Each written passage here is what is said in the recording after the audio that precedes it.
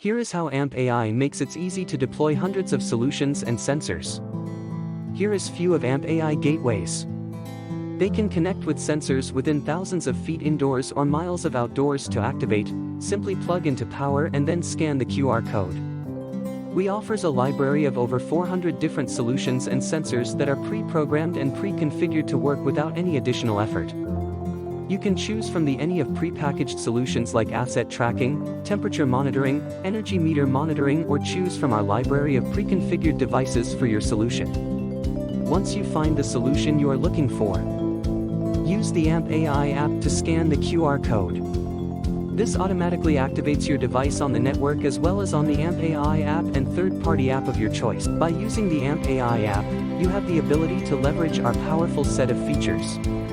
You can manage multiple locations, select a specific location to see the sensor data associated with that location or equipment.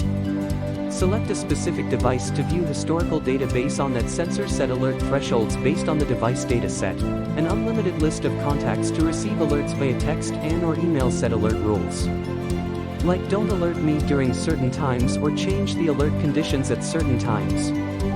Use our sensor mapping tool to visualize data on a shop floor map.